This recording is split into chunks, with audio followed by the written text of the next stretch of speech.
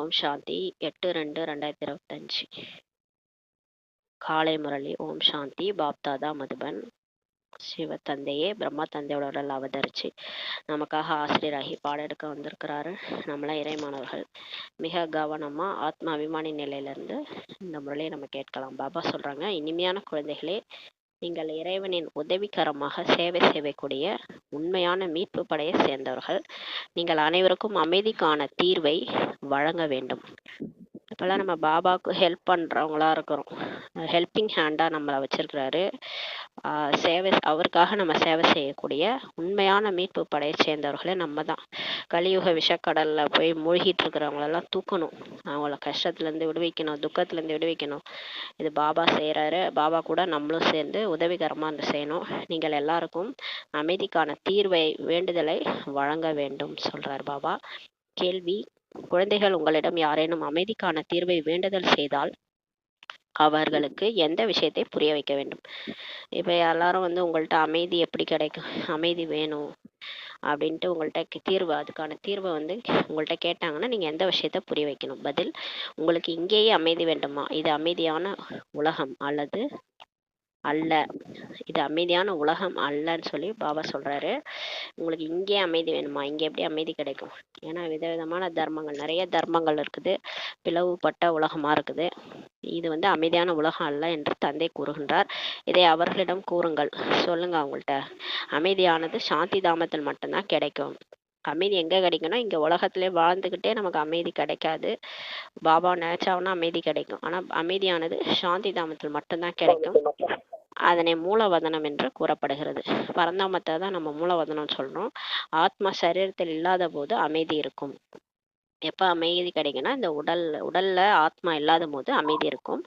சத்தியுகத்தில் தூய்மை, சுகம், சாந்தி இவை அனைத்துமே இருக்கும். ஆனால் சொர்க்கத்தில் உடல்ல இருந்தாலும் நம்ம தூய்மையா இருக்கும்போது, ஆத்மா உணர்வுல இருக்கும்போது நமக்கு அமைதியும் கிடைக்கும், சுகமும் கிடைக்கும், எல்லாமே இருக்கும்ன்றாரு. மற்றபடி இந்த நரகத்துல நமக்கு அமைதி கிடைக்காது. சோல் கான்சியஸ்ல இருந்தோம்னா நமக்கு அமைதி கிடைக்கும். பரந்தாமத்தில் நினைச்சோம், பாபா நினைச்சோன்னா அமைதியா இருக்க முடியாது, கொஞ்ச நேரம் தான் கிடைக்கும். தந்தை தான் இந்த பிராப்தியை கொடுக்கின்றார். இப்போ கடவுளே இந்த பிராப்தியை நமக்கு கொடுக்குறாரு. நீங்கள் தந்தையை நினைவு செய்யுங்கள் சொல்றார் பாபா. இப்போ இந்த அமைதி என்ற பிராப்தியை பாபா தான் இப்போ நமக்கு கொடுக்குறாரு. அதுக்காக இப்போ அமைதி வேணும்னா நம்ம பாபாவை நினைக்கணும், பரந்தாமத்தை நினைக்கணும். பாபாவை நினைச்சோன்னா நமக்கு அமைதி கிடைக்கும்னு சொல்லுங்கன்றாரு. ஓம் சாந்தி. ஆன்மீக தந்தை ஆன்மீக குழந்தைகளுக்கு புரிய வைக்கிறார். அனைத்து மனிதர்களும் எனக்குள்ள ஆத்மா இருக்கிறது என புரிந்துள்ளனர். எல்லாரும் இப்போ புரிஞ்சிட்டாங்க. அதாவது இந்த உடம்புன்றது நம்ம கிடையாது, நம்ம ஆத்மான்றத புரிஞ்சிட்டாங்க. ஜீவாத்மா என கூறுகின்றனர் அல்லவா? ஜீவாத்மான்னு சொல்றாங்க. ஜீவன்றது உடலுக்குள்ளார ஆத்மா இருக்குது. முதலில் ஆத்மா, பிறகுதான் சரீரம் கிடைக்கிறது சொல்றாரு. யாரும் தன்னுடைய ஆத்மாவை பார்த்ததில்லை. இப்ப நாமளே பார்த்துக்க முடியாது. நம்ம உடலை நம்ம பார்க்குறோம், அடுத்தவங்க உடலையும் பார்க்குறோம். ஆனா ஆத்மா, நாம நெற்றி புருவத்துல இருக்கிறோம் இல்லையா, நாமளே பார்த்துக்க முடியாது. ஆனால் ஆத்மா என்பதை மட்டும் புரிந்துள்ளனர் சொல்றாரு. ஆனா எல்லாரும் நம்ம உயிர்னு நினைச்சு புரிஞ்சிட்டு இருக்கிறாங்க.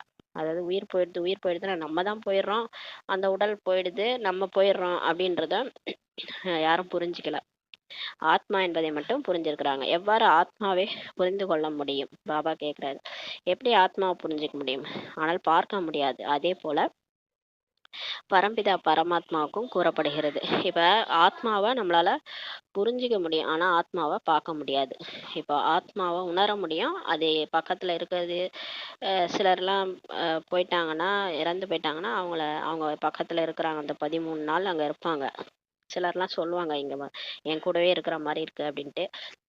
அவங்கள உணர முடியும், ஆனா நம்மளால பார்க்க முடியாது. அது மாதிரி இப்ப நம்ம கூட ஆத்மா நம்மளை உணர முடியுது இல்லையா? நம்ம இந்த உடல் மூலமா பேசுறோம், எல்லாமே செய்யறோம், நம்ம உணர முடியுது, உயிரை உணர முடியுது. ஆனா ஆத்மாவை பார்க்க முடியாது. அதே மாதிரிதான் கண்ணால பார்க்க முடியாது. அதே போலதான் பரம்பிதா பரமாத்மாவும், கடவுளும் அதே மாதிரிதான் பார்க்க முடியாது, ஆனா உணர முடியும். அவர் நம்ம கூடவே இருக்கிறது, நமக்கு ஹெல்ப் பண்றது, கரெக்டான டைம்ல நமக்கு சரியான இடத்துல சரியான உதவி செய்வார். யார் மூலமா செய்வார்? அப்போ அவர் கூடவே இருக்கிறத நம்மளால உணர முடியுன்றாரு. பரமாத்மா எனில் பரமாத்மா தான், அவரை பார்க்க முடியாது சொல்றாரு. தன்னையும் தன்னுடைய தந்தையும் பார்க்க முடியாது. இப்போ நம்மளையும் பார்க்க முடியாது, நம்ம அப்பாவையும் பார்க்க முடியாது. ரெண்டு பேருமே கண்ணுக்கு தெரியாம இருக்கணும். அழிவற்றவர்கள் வந்து கண்ணுக்கு தெரியாம இருந்தால் தான் அழிக்க முடியாது. ஒருவேளை கண்ணுக்கு தெரிஞ்சிட்டோம்னா அழிஞ்சு போயிடுவோம். அதனால கண்ணுக்கு தெரியாம இருக்கிறாங்கன்றாரு. ஆத்மா ஒரு சரீரத்தை விட்டு இன்னொரு சரீரத்தை எடுக்கிறது என சொல்றாங்க இல்லையா. ஆத்மா ஒரு உடலை விட்டு இன்னொரு உடலை எடுக்குதுன்னு, ஆனால் சரியானபடி புரிஞ்சு கொள்ளவில்லை சொல்றாரு. ஆனா உண்மையிலே அவங்க வந்து இந்த மாதிரி உடலை விட்டு போறாங்களா, அடுத்த உடல் எங்க எடுக்கிறாங்க, இதெல்லாம் சரியா புரிஞ்சிக்கலன்றாரு. 84 லட்சம் பிறவிகள்ன்ட்டு சொல்றாங்க. இந்த பாரதவாசிகள் சொல்லிட்டாங்க. மற்ற தர்மத்தெல்லாம் பார்த்தீங்கன்னா மறுபிறவியே இல்லைன்றாங்க. ஆனால் நம்ம அதை பாரதவாசிகள் தான் என்ன சொல்கிறாங்கன்னா 84 லட்சம் பிறவி, புல்லாகி பூண்டாகி கனியாகி அந்த அதுவாகி இதுவாகிட்டு பூதம் கூட ஆகணும், பேய் பிசாசா கூட பிறந்திருக்கிறான்னு சொல்லுவாங்க. குரங்குல இருந்து மனுஷனான இப்படியெல்லாம் சொல்லுவாங்க. உண்மையில் 84 பிறவிகள் மட்டுமேன்னு சொல்லி பாபா சொல்றாரு. சிவனே சொல்றாரு, சத்தியமான சிவன் உங்களுக்கு மொத்தமே 84 பிறவிதான் சொல்றாரு. ஆனாலும் எந்தெந்த ஆத்மாக்கள் எத்தனை பிறவிகள் எடுக்கின்றனர் என தெரியாது.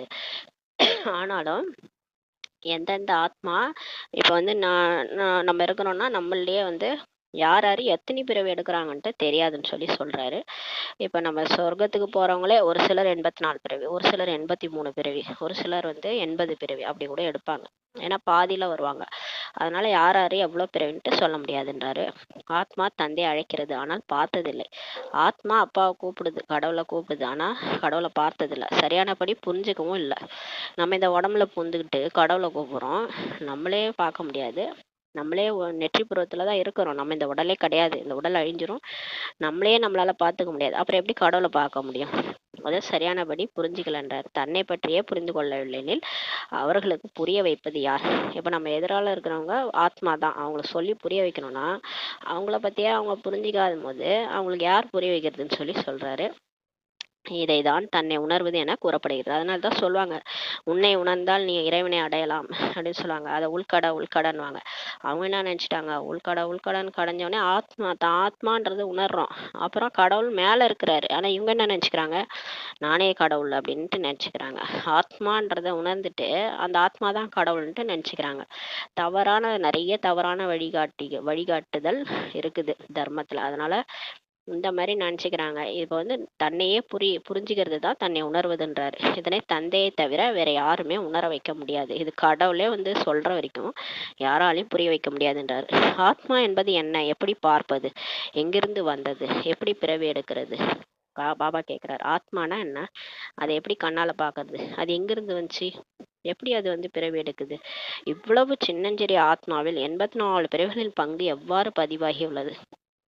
பாபா கேட்குறாரு. இந்த சின்ன சிறிய ஆத்மா வந்து கண்ணு கூட தெரியல, ஆனா அதுல 84 பிறவி நடிப்பு பதிவாகிறது. இதனை பற்றி யாருக்குமே தெரியாதுன்றாரு. தன்னை பற்றியும் தெரியாது, தந்தையை பற்றியும் புரிந்து கொள்ளவில்லை. இந்த லட்சுமி நாராயணர் கூட மனித நிலையின் உயர் நிலையாகும் சொல்றாரு. இந்த மனுஷனா பிறக்கிறதுலயே உயர்ந்த நிலை வந்து லட்சுமி நாராயணன் தேவதையா பிறக்கிறது. இவர்கள் இந்த உயர்ந்த நிலையை எப்படி அடைந்தார்கள்? சரி, எப்படி இந்த லட்சுமி நாராயணன் ஆனாங்க என்று யாருக்குமே தெரியாது. மனிதர்கள் அவசியம் புரிந்து கொள்ள வேண்டும் அல்லவா? ஆனா இதெல்லாம் தெரிஞ்சுக்கணும் இல்லையா? நம்ம கோயில் வச்சிருக்கோம், அந்த கோயில்ல லட்சுமி நாராயணன் சிலை வச்சிருக்கோம், இவங்க எப்படி இப்படி ஆனாங்க, இவங்களை ஏன் எல்லாரும் இப்படி சாமி கும்பிடுறாங்க, இதெல்லாம் தெரிஞ்சுக்கணும் இல்லையா? இவர்கள் வைகுண்டத்தில் எஜமானராக இருந்தனர் என சொல்றாங்க. ஆனா சொல்றாங்க, நம்ம வைகுண்டம் இருந்துச்சு, அங்க வந்து லட்சுமி நாராயண் ராஜ்யம் நடந்தது, ஆனால் இவர்கள் அதனை எப்படி அடைந்தார்கள், பிறகு எங்கு சென்றார்கள் என எதுவுமே தெரிந்து கொள்ளவில்லை. சரி, வைகுண்டத்துல லட்சுமி நாராயண் இருந்தாங்க, அந்த வைகுண்டம் இப்ப எங்க போச்சு, அவங்க எங்க போனாங்க எதுன்னு எதுவுமே தெரிஞ்சுக்கலன்றார் பாபா. இப்போது நீங்கள் அனைத்தும் அறிந்துள்ளீர்கள். இப்ப நம்ம எல்லாமே புரிஞ்சுக்கிட்டோம். இதே பூமி ஒரு காலத்துல சொர்க்கமா இருந்துச்சு, இப்ப அது நரகம் ஆயிடுச்சு. அதே பூமி தான் இப்ப நரகமா இருக்கு. அதே நரகத்துல திரும்ப சொர்க்கம் வரப்போகுது. அங்கதான் லட்சுமி நாராயணர் போறாங்க. இதற்கு முன் உங்களுக்கும் எதுவும் தெரியாது. எவ்வாறு குழந்தைகளுக்கு பாரிஸ்டர் பட்டத்தை பற்றி தெரியாதல்லவா? படித்த பிறகுதான் பாரிஸ்டர் ஆகிறாங்க. படிக்கிறதுக்கு முன்னாடி யாரும் எப்படி வந்து வக்கீல் ஆகுறதுன்னா தெரியாது.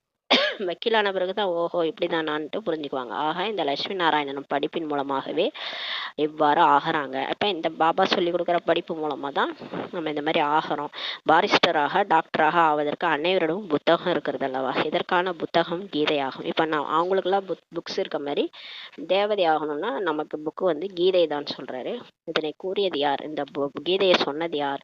ராஜயோகத்தை கற்றுக் கொடுத்தது யார்? இது யாருக்குமே தெரியாது. ஆனா உலகத்துல யாருக்குமே யார் இந்த கீதையை சொன்னது யார், ராஜயோகத்தை சொல்லி கொடுத்ததுன்னு தெரியாது. இதில் பேரை மாற்றி விட்டனர். ஆனா சிவன் பேர் எடுத்துட்டு கிருஷ்ணர் பேரை போட்டாங்க. அப்பா பேருக்கு பதிலா மகன் பேரை போட்டாங்க. சிவ ஜெயந்தியும் கொண்டாடப்படுகிறது.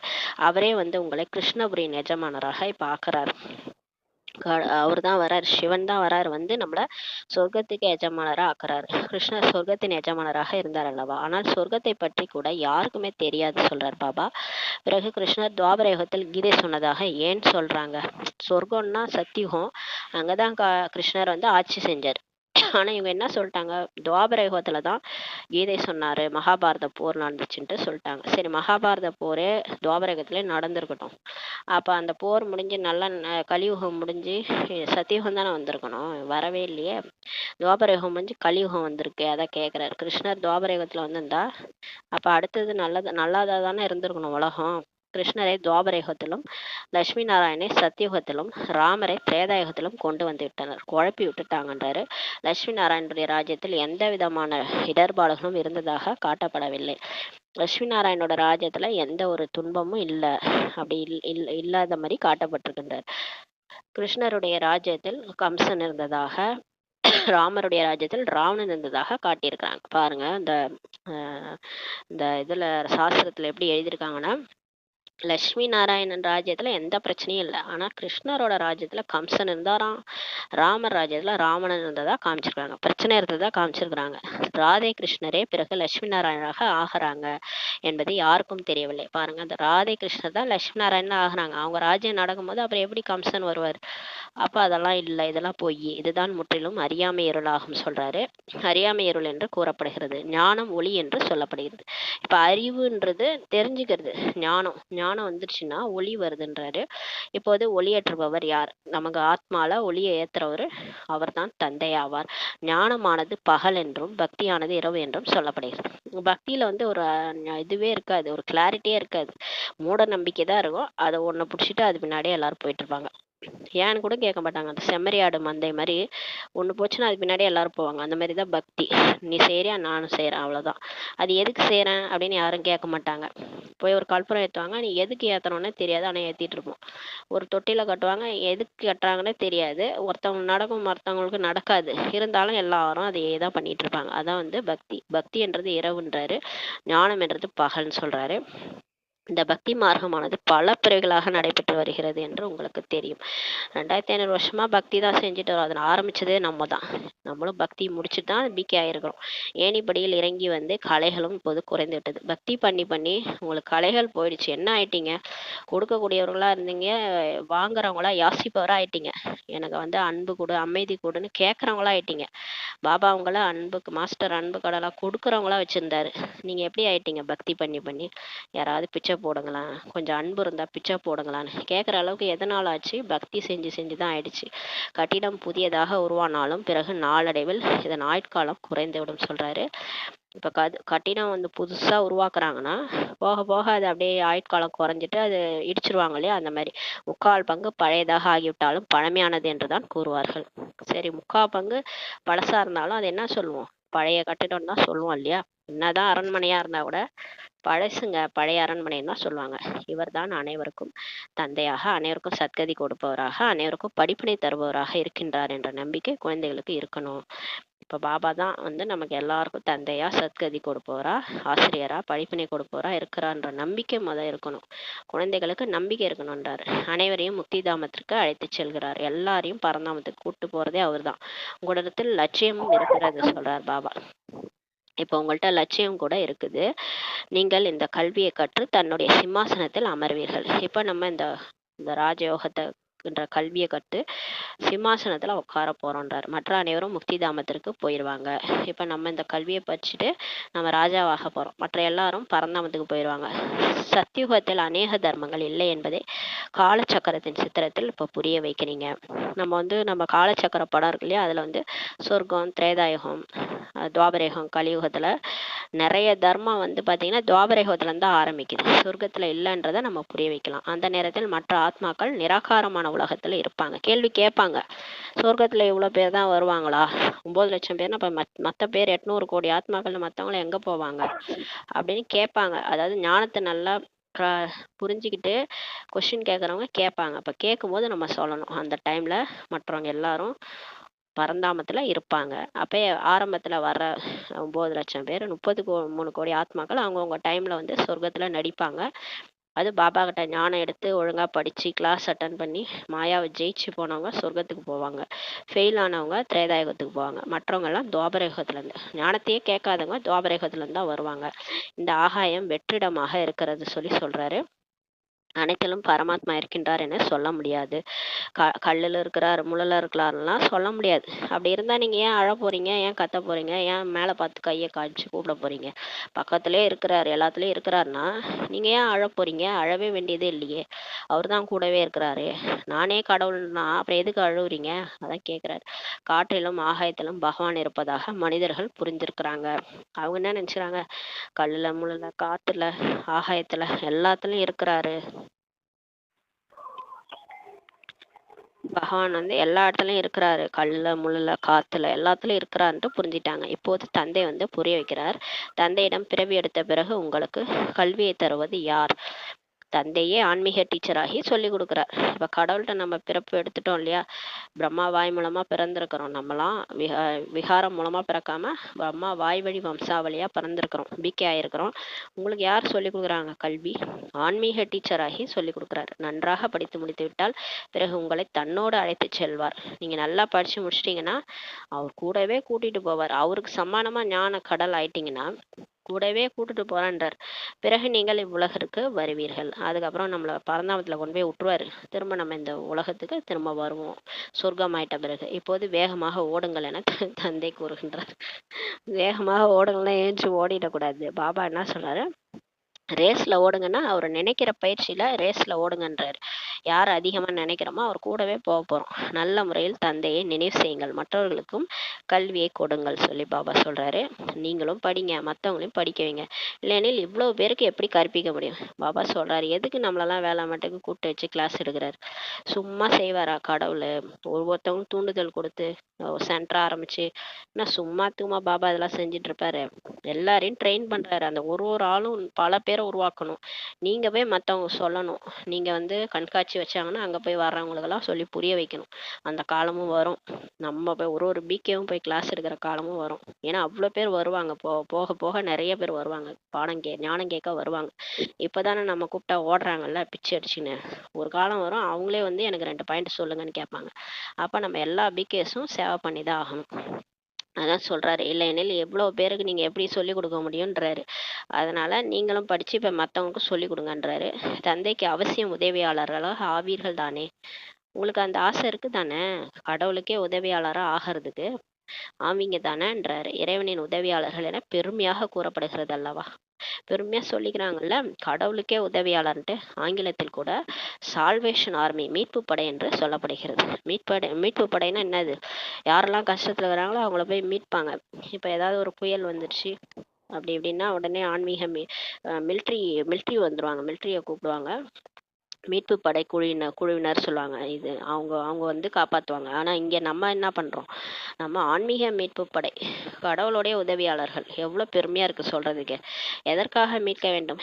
ஏன் நம்ம போய் மீட்கணும்? ஏன்னா அமைதி வேண்டும் என்று அனைவரும் கேட்கிறாங்க. எல்லாரும் நிம்மதியே இல்லைங்க, இன்னுமா வாழறான் ஆனா மனசுல நிம்மதி இல்லை, ஏதோ வாழணுமேன்னு வாழறான் அப்படின்றாங்க, அமைதி இல்லைன்றாங்க. அதுக்காக நம்ம போயிட்டு ஞானத்தை சொல்லி கொடுத்து சுயமா அவங்களுக்கு ஆத்மாவை பேட்டரி எப்படி சார்ஜ் பண்ணிக்கிறதுன்னு சொல்லி கொடுத்து கடவுளை நினைக்கிறது, கடவுள் யாரு, நம்ம யாரு, பரந்தாமன்னா என்ன, சொர்க்கம்னா என்ன, எல்லாத்தையும் புரிய வச்சிடணும். அப்ப தானா அவங்க மீண்டு வந்துருவாங்க அந்த கலியுக விஷக்கடல்ல இருந்து. அறியாமை ரோல்ல இருக்கிற கும்பகர்ணன்லாம் எழுப்புங்கன்றாரு. மற்றபடி அவர்கள் மீட்பு படை அமைதியை வழங்குறார்களா என்ன? அந்த மீட்பு படைகள் அமைதியா கொடுக்குறாங்க, போய் காப்பாத்தி விடுவாங்க. அவ்வளவு, அவங்களே அழுவாங்க.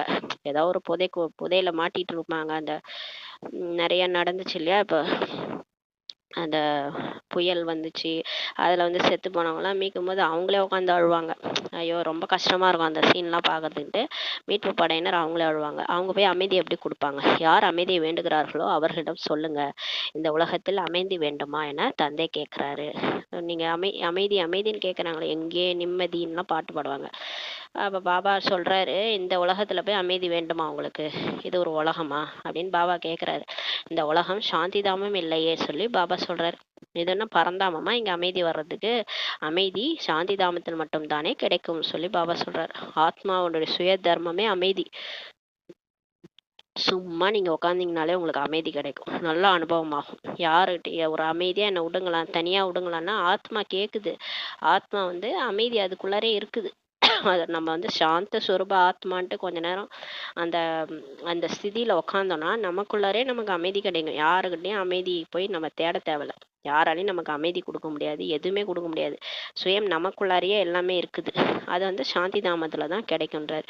அதுவே மூலவதனம் என்று சொல்லப்படுகிறது. ஆத்மா சரீரத்தில் இல்லையெனில் அமைதி இருக்கும். இந்த உடம்புல இல்லைன்னா தான் ஆத்மா அமைதியில் இருக்குன்றார். தந்தை மட்டுமே வந்து இந்த பிராப்தியை கொடுக்கின்றார். புரிய வைப்பதற்கு உங்களிடம் நல்ல யுக்தி வேண்டும். இப்போ கடவுள் வந்து இந்த மாதிரி இந்த பிராப்தியை வந்து நமக்கு இந்த டைம் கொடுக்குறாரு. ஆனால் இந்த ஞானத்தை புரிஞ்சிக்கணும், புரிய வைக்கிறதுக்கு நமக்கு யுக்தி வேணுன்றார். யுக்தியாக புரிய வைக்கணும்.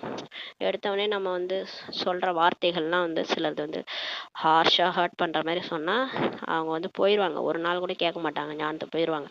அது கொஞ்சம் யுக்தியாக புரிய வைங்கன்னு சொல்கிறாரு. கண்காட்சியில் கவனித்து பார்த்தால் நிறைய பேருடைய தவறுகள் தென்படும். இப்போ கண்காட்சியில் நீங்கள் உட்காந்து உத்து ஒருத்தவங்க மட்டும் பார்த்துட்டே இருங்க, எல்லாரும் எப்படி புரிய வைக்கிறாங்கன்ட்டு அதில் நிறைய பேர் என்ன தப்பு பண்ணுறாங்கன்ட்டு தெரியும். ஏனென்றால் புரிய வைப்பவர்கள் வரிசைப்படி தான் இருக்கின்றார்கள் அல்லவா? ஏன்னா எல்லாரும் ஒரே மாதிரி புரிய வைக்கிறதில்ல. அனைவரும் ஒரே மாதிரி இருந்தால் நிமித்த சகோதரி முன்னாரே சொற்பொழிவு செய்ய அனுப்புங்கள் என எழுதுவதற்கு அவசியமே இருக்காது. எல்லாரும் ஒரே மாதிரி இருந்தால் எதுக்கு நிமித்த சகோதரியை கூப்பிடுங்க, சிஸ்டரை கூப்பிடுங்க. அவங்க இப்போ சொன்னாதான் எல்லாரும் கேட்குறாங்க.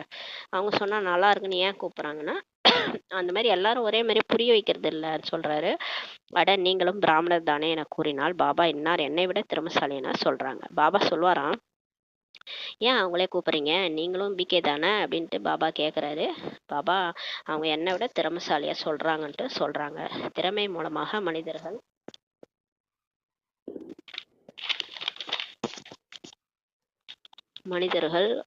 அடைகின்றார்கள் அல்லவா? திறமை மூலமாக மனிதர்கள் உயர்நிலை அடைகின்றார்கள் அல்லவா? திறமை மூலமாக தான் உயர்ந்த நிலை அடைகிறாங்க அல்லவான்னு சொல்கிறாரு. வரிசைப்படி தான் இருக்கிறாங்க. எல்லாருமே ஞானத்தை ஒரே மாதிரி புரிஞ்சுக்கிறதுல வரிசைக்கிரமாக புரிஞ்சுக்கிறாங்க. பரீட்சையில் ரிசல்ட் வெளிவரும்போது உங்களுக்கு தன்னை பற்றிய காட்சி கூட கிடைக்கும். பிறகு புரிந்து கொள்வீர்கள். இப்போ போக போக டெஸ்ட் பேப்பர் வரும். கடைசி டெஸ்ட் பேப்பர் வரும்போது கடைசியாக ரிசல்ட் வரும். நம்ம எல்லா டெஸ்ட் பேப்பரும் முடிஞ்சு ரிசல்ட் வரும் கடைசியாக விநாசம் டைமில். அப்போ உங்களை பற்றிய காட்சி உங்களுக்கே கிடைக்கும். அப்புறம் புரிஞ்சுக்குவீங்க. என்ன புரிஞ்சுக்குவீங்க? நாம் ஸ்ரீமத் படி நடக்கவில்லை, எந்த விதமான பாவமும் செய்யாதீர்கள். அப்போ நீங்கள் புரிஞ்சுக்குவீங்க, நம்ம ஸ்ரீமத் படி நடக்கலை, அதனால தான் இப்படி ஆயிடுச்சுன்ட்டு. எந்த விதமான பாவமும் இப்போ செய்யாதீங்க, தேகதாரிகளின் மீது பற்றுதல் வைக்காதீர்கள் என தந்தை இப்போ கூறுகின்றார். இது பஞ்ச தத்துவத்தால் ஆன சரீரமாகும். இப்போ சரீரத்தை நினைக்கிறீங்கன்னா அது 5 பூதங்களால் ஆனதுன்றாரு. 5 பூதத்தை போய் எதுக்கு நினைக்கிறீங்கன்றாரு. ஏன்னா அந்த உடல் இங்கேருந்து தானே வந்தது. அம்மா வயிற்றுல சாப்பாடு சாப்பிட்டு அந்த 5 தத்துவத்துலேருந்து இயற்கையிலேருந்து வந்த உடல் தான் இல்லையா, அது திரும்ப இயற்கையோட போயிடும். அந்த இறந்துட்டாங்கன்னா கொண்டு போய் அந்த எரிச்சிடுறாங்க இல்லையா. அப்புறம் அதையே நினைவு செய்றீங்கன்றாரு. இந்த மாதிரி தான் 63 ஜென்மமா நினச்சி ஏமாந்து போயிட்டீங்கன்றாரு. இந்த மாயா உங்களை ஏமாற்றி வச்சிருக்கு, இப்போயாவது வீழ்ச்சிக்கங்க. எதுக்கு அந்த 5 தத்துவத்தை நினைக்கிறீங்க? அந்த சரீரத்தையே பார்க்காதீங்கன்றாரு. ஆத்மாவை பாருங்க. ஏன்னா ஆத்மாவை பார்த்தோன்னா தப்பிச்சிரும். கடைசியில் பாபா ஞாபகம் வரும். புள்ளியை நினைச்சா புள்ளியாக போயிடலாம். அதான் சொல்றாரு, பஞ்ச தத்துவங்களை பூஜை செய்வது நினைவு செய்வது கூடாதல்லவா? அதோட கிரேட்டஸ்டாக போய் என்ன பண்ணிட்டாங்க, 5 தத்துவங்களால் ஆன அந்த பொம்மையை வச்சு பூஜை செய்கிறது. அப்புறம் இல்லைன்னா இந்த சாய்பாபா இந்த மாதிரி நிறைய பேர் அவங்களெல்லாம் மகான்களெல்லாம் சிலை செஞ்சு அவங்கள பூஜை செய்கிறது, நினைவு செய்வது, அது கூட செய்யக்கூடாதுன்னு சொல்கிறாரு. இந்த கண்களால் பார்த்தாலும் தந்தையை நினைவு செய்ய வேண்டும். நீங்கள் இப்போ வந்து நீங்கள் பிக் ஆகிட்டீங்களே, உங்கள் ஞானம் கிடச்சிடுச்சு இல்லையா, 5 தத்துவங்களை நினைவு பண்ணக்கூடாது. அதனால் நீங்கள் சரீரத்தை பார்க்காம ஆத்மாவை பாருங்கள். பாபாவை இந்த எல்லாத்தையும் பார்த்துட்டு இருந்தாலும் பாபாவை மட்டும் நினைவு செய்யணும். இது வந்து கீதையில் இருக்குது. கீதையில் வந்து கடைசியில் எல்லாமே உங்களுக்கு வந்து கிருஷ்ணராக தெரியணும் அப்படின்னு சொல்லியிருக்காங்க. ஆனால் கிருஷ்ணராக தெரிஞ்சாலும் நமக்கு வந்து நம்ம கிருஷ்ணர்கிட்ட போக முடியாது. ஏன்னா கிருஷ்ணரே இங்கே இல்லைப்பா, அவரே சொர்க்கத்தில் தான் இருக்கிறாரு. அவரே சிவபாபாவை நினச்சி தான் கிருஷ்ணராக இருக்கிறாரு. அதனால கடைசியில் நமக்கு எல்லாரையும் பார்த்தா தந்தையா தெரியணும், அவ்வளோதான், புள்ளியா தெரியணும், அவ்வளோதான். அப்போ தந்தையை நினைக்கணும். ஆத்மாவிற்கு இப்போது ஞானம் கிடைத்திருக்கிறது. இப்போ ஆத்மாவுக்கு பரமாத்மாவுடைய ஞானம் கிடைச்சிச்சு. இப்போது நாம் வீட்டுக்கு செல்ல வேண்டும், பிறகு வைகுண்டத்திற்கு வருவோம். இதை அடிக்கடி சொல்றாரு. இதை கூட நினைச்சா கூட பல மடங்கு வருமானம் சொல்வாரு. எல்லையற்ற வருமானம். ஆத்மாவை புரிந்து கொள்ள முடியும், ஆனால் பார்க்க முடியாது. இப்போ ஆத்மா இருக்கிறத நம்மளால உணர முடியும், புரிஞ்சுக்க முடியும். அந்த உடம்புல ஆத்மா இருந்தாதான் அவங்க பேசுறாங்க, நடக்கிறாங்க, எல்லாம் செய்றாங்க. அந்த ஆத்மா போயிடுச்சுன்னா அந்த உடல் அவ்வளவுதான், வெற்று ஜடமாயிடுது இல்லையா? அப்ப ஆத்மா இருக்கிறத நம்மளால புரிஞ்சுக்க முடியுது. அந்த கண்ணு ஒளியா இருக்குது பாருங்க, ஆத்மா இருந்தாதான் அந்த கண்ணு ஒளி வீசும். ஆத்மா போயிடுச்சுன்னா அந்த கண்ணு ஒளியே வீசாது, அவ்வளவுதான். திவ்யமான பார்வையால் தனது வீடு மற்றும் சொர்க்கத்தை பார்க்க முடியும். இப்ப புத்தி மூலமா உங்களால பரந்தாமத்தையும் சொர்க்கத்தையும் பார்க்க முடியுன்றாரு. குழந்தைகளே, மன்மனா பவ மத்யாஜி பவ, அதாவது தந்தை மற்றும் விஷ்ணுபுரியை மட்டும் நினைவு செய்யுங்கள்ட்டு பாபா சொல்றாரு. உங்களுடைய லட்சியமும் இதுவாகும். நம்மளோட லட்சியம் குறிக்கோளே நம்ம பரந்தாமத்துக்கு போகணும், அடுத்து சொர்க்கத்துக்கு போகணும். பரந்தாமத்துக்கு போகணும், பாபா கூட போயிடணும், அப்புறம் சொர்க்கத்துல விஷ்ணுபுரிக்கு போகணும். இப்போது நாம் சொர்க்கத்திற்கு செல்ல வேண்டும். மற்ற அனைவரும் முக்திக்கு செல்வார்கள் என குழந்தைகள் அறிந்துள்ளீர்கள். அனைவரும் சத்தியுகத்திற்கு வர முடியாது. பாபா எல்லா ஞானத்தையும் புரிய வச்சிட்டாரு. சொர்க்கத்தினுடைய ஞானத்தை கேட்குறவங்க தேவதா தர்மம், அதனால அவங்களுக்கு எல்லாத்தையும் புரிய வைங்க. மற்றவங்க யார் இந்த ஞானத்தை கேட்கலையோ அவங்களாம் துவாபர யுகத்துலேருந்து வருவாங்க, அவங்க முக்திக்கு போயிடுவாங்க. அவங்களுக்கு எல்லாத்தையும் சொல்லி புரிய வைக்கணும்னு அவசியம் இல்லை. போய் எல்லாத்தையும் சொல்லி புரிய வச்சுட்டு அவங்க சண்டை போடுவாங்க. இது தேவையாது நமக்கு. அதனால நாடி பார்த்து தான் புரிய வைக்கணும். இவங்க ஆண் கேட்குறவங்களுக்கு ரொம்ப நோண்டி நோண்டி அப்படியா அப்படியான்ட்டு எல்லாத்தையும் கிராஸ் கேள்வி கேட்டு நிறைய ஞானத்தை புரிஞ்சுக்கிறாங்கன்னா கண்டிப்பா தேவதா தர்மமா இருக்கணும். முக்கியமா சொர்க்கத்துக்கு வரவங்க தேவதையா ஆவன்றத ஒத்துக்குவாங்க, அவங்க தான் சொர்க்கத்துக்கு வருவாங்கன்றாரு. மற்ற அனைவரும் முக்திக்கு செல்வார்கள்னு சொல்றாரு. உங்களுடையது தெய்வீகமான தர்மமாகும், இங்க உள்ளவை மனித தர்மமாகும். நம்மளது தேவதைகளின் தர்மம், இங்க மனுஷங்களுடைய தர்மம். மூலவதனத்தில் மனிதர்கள் இருப்பதில்லை. மூலவதனத்துல ஆத்மாக்கள் தான் இருப்பாங்க. இங்குதான் மனித உலகமே இருக்கிறது. இங்க டிராமா, இதுதான் நாடக மேடை. இங்கதான் மனிதர்கள் நடிக்கிறாங்க. மனிதர்களே தமோ பிரதானாகவும் மற்றும் சதோ பிரதான தேவதைகளாகவும் ஆகிறாங்க. நீங்கள் முதலில் சூத்திர குலத்துல இருந்தீங்க. நம்ம கூட ஒரு காலத்துல கலியுகத்துல சாதாரணமா வாழ்ந்துட்டு இருந்தோம். அப்புறம் நமக்கு ஞானம் கிடைச்ச உடனே தான் நம்ம பிகே ஆனோம். இப்போது பிராமண குலத்துல நீங்க இருக்கிறீங்கன்றாரு. இந்த குலங்கள் அனைத்தும் பாரதவாசிகளுக்குரியதுன்னு சொல்றாரு. இப்ப இந்த குலங்கள் எல்லாமே பாரதவாசிகள் தான். வேறு தர்மத்தை சேர்ந்தவர்கள் தங்களை பிராமண வம்சி, சூரிய வம்சின்ட்டு சொல்ல மாட்டாங்க. இந்த நேரம் எல்லாருமே சூத்திர குலத்துல இருக்கிறாங்க. இந்த நேரம் ஹிந்து, முஸ்லீம், கிறிஸ்டின் எல்லா தர்மமும் எப்படி இருக்கிறாங்க? சூத்திர குலத்துல இருக்கிறாங்க. உலக மரம் இப்போது இற்று போய்விட்டது. ஏன்னா எல்லாரும் அந்த 5 விகாரத்துல உழன்றிருக்கிறாங்க. நீங்கள் பழைய நிலை அடைந்த பிறகு முழு மரமும் இற்று போய் தமோ பிரதானமாகி விட்டது. பிறகு முழு மரமும் எவ்வாறு சதோ பிரதானமாக ஆக முடியும்? நீங்களே வீணா போயிட்டீங்க இல்லையா? நீங்களே தமோ பிரதானமா ஆயிட்டீங்க, பழைய நிலை அடைஞ்சிட்டீங்க. அப்ப முழு மரமும் உங்களோடய சேர்ந்து இத்து போய் தமோ பிரதானமா ஆயிடுச்சு. அப்புறம் எப்படி தூய்மையாக முடியும்ன்றாரு. சதோ பிரதானமான புதிய மரத்தில் உலகத்தில் தேவதை தர்மம் மட்டும்தான் இருக்கும். புது மரம் இப்பதான் தளிர்க்குது, இப்பதான் விதை போட்டு இப்பதான் முளைக்குதுன்னா அது எப்படி இருக்கும்? அது சதோ பிரதானமா இருக்கும். அதுதான் தேவதா தர்மம். பிறகு நீங்கள் சூரிய வம்சத்திலிருந்து சந்திர வம்சியா ஆகிறீங்க. அப்படியே 1 by 1 நம்ம சொர்க்கத்துல போய் 9 லட்சம் பேர் நடிப்பாங்க. அப்படியே கொஞ்சம் கொஞ்சமா பாப்புலேஷன் இன்க்ரீஸ் ஆகி 3 கோடியிலேருந்து அப்புறம் 33 கோடி ஆகும். அப்படியே நம்ம திரேதாயுகம் வரும், வெள்ளி யுகமா மாறும். அப்படியே இப்போ பார்த்துட்டு இருக்கும் போதே அப்படியே அங்கங்கே வீடு வருது இல்லையா? அதே மாதிரி தான் அங்கே தங்க மாளிகைகள் அப்படியே கொஞ்சம் கொஞ்சமாக மாறி வெள்ளி மாளிகைகளாக மாறும்.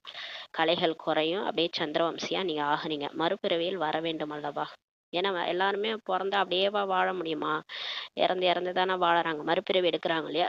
அந்த மாதிரி நமக்கும் மறுபிறவி கிடைச்சிட்டே இருக்குன்றாரு.